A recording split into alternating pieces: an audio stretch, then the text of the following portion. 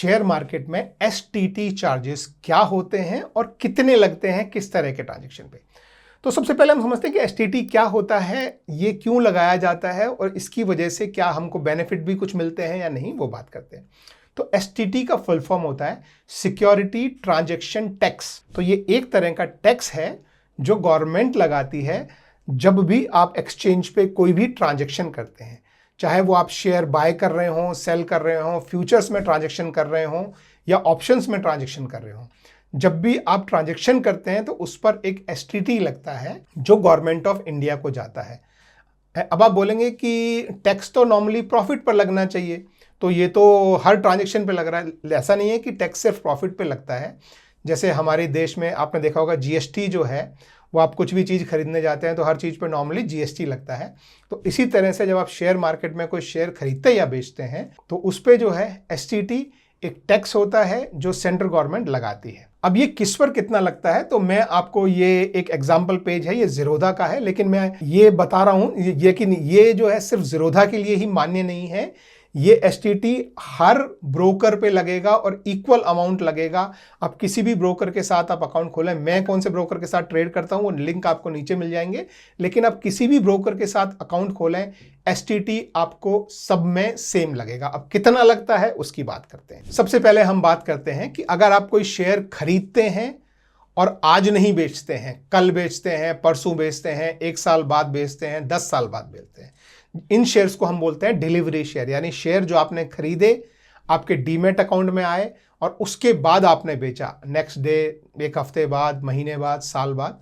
तो delivery share में आपको 0.1% जो है शेयर खरीदते समय आपको देना पड़ता है एसटीटी, और 0.1% आपको एसटीटी बेचते समय देना पड़ता है। तो 0.1 buying as well as selling side, तो आपको टोटल एक बाइंग और सेलिंग ट्रांजेक्शन में आपको 0.2% एसटीटी आपको लग जाता है। वहीं अगर आप आज शेयर खरीद के आज का आज ही बेच दें या आज शेयर बेच के आज का आज ही खरीद लें, जिसे हम इंट्राडे ट्रेडिंग या intraday share buying and selling बोलते हैं, उसमें आपको सिर्फ 0.025% ही एसटीटी लगता है, और वो भी सिर्फ सेलिंग साइड। इसका क्या मतलब हुआ कि जब आप शेयर खरीदेंगे इंट्राडे के लिए, यानी जिसे हम एमआईएस भी बोलते हैं, तो एमआईएस में जब आप शेयर खरीदेंगे तो आपको एसटीटी नहीं लगेगा, लेकिन आपको आज के आज ही वो शेयर बेचने भी हैं, तभी वो इंट्राडे होगा।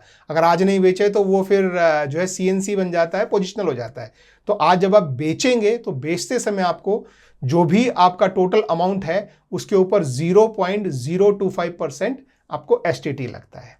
तो आपने देखा कि डिलीवरी में एसटीटी बहुत ज़्यादा लगता है, बाइंग साइड भी लगता है, सेलिंग साइड भी लगता है। इंट्राडे में आपको एसटीटी कम लगता है, 1/4 लगता है, और वो भी सिर्फ सेलिंग साइड लगता है। तो 1/4 का भी 1/8वां भाग आपका हो गया इंट्राडे में एसटीटी का। इसी तरह से यदि अगर आप फ्यूचर्स में बाइंग और सेलिंग कर रहे हैं, तो फ्यूचर्स में बाइंग और सेलिंग चाहे वो इंट्राडे हो, चाहे आप वो पोजिशनल हो, यानी आज आपने खरीदा और 3 दिन बाद बेचा, 1 महीने बाद बेचा, फ्यूचर्स में आपको हमेशा 0.0125% आपको एसटीटी लगेगा, और वो भी सिर्फ सेलिंग साइड। यानी जितना इंट्राडे आपके शेयर्स की ट्रेडिंग में लगता है उसका भी आधा, और वो भी सिर्फ सेलिंग साइड। जैसे इंट्राडे में भी सिर्फ सेलिंग साइड लगता था, फ्यूचर्स में भी सिर्फ सेलिंग साइड लगता है। तो इंट्राडे का आधा लगता है और इंट्राडे जैसे ही सेलिंग साइड लगता है 0.0125%। और ये आपके फ्यूचर्स का जो पूरा जो कॉन्ट्रैक्ट साइज होता है उसके ऊपर लगता है। ऑप्शंस में एसटीटी जो है सेलिंग साइड लगता है और फ्यूचर्स का 5 गुना ज्यादा लगता है। यानी कि ऑप्शन सेलिंग में आपको 0.0625% आपको एसटीटी देना पड़ता है। लेकिन इंपॉर्टेंट चीज ये है कि ये आपको पूरे कॉन्ट्रैक्ट साइज पे नहीं देना होता, ये सिर्फ आपको प्रीमियम पे देना होता है। मान लीजिए आपने एक लॉट लिया तो कॉन्ट्रैक्ट साइज आपका हो सकता है 1 लाख से ऊपर हो, लेकिन अगर आपका उस लॉट में प्रीमियम अगर सिर्फ 5 रुपए का है और लॉट सिर्फ 25 रुपए का है, तो आपको पूरे कॉन्ट्रैक्ट पे नहीं, सिर्फ 5 × 25 यानी 125 रुपए पर ही आपको एसटीटी भरना है। और एसटीटी का रेट है 0.0625% ओनली ऑन सेलिंग साइड, यानी सिर्फ सेलिंग साइड लगता है। लेकिन अगर ये ऑप्शन जो है वो बाय करके अगर आपने एक्सरसाइज किया मतलब उसकी डिलीवरी अगर आपने उठा ली, तो वो डिलीवरी अगर आपने उसकी उठाई है किसी भी ऑप्शंस की, तो उस पर आपको एडिशनली 0.125, ये काफ़ी बड़ा अमाउंट है, ध्यान रखना, क्योंकि ये पूरे कॉन्ट्रैक्ट साइज पे लगता है।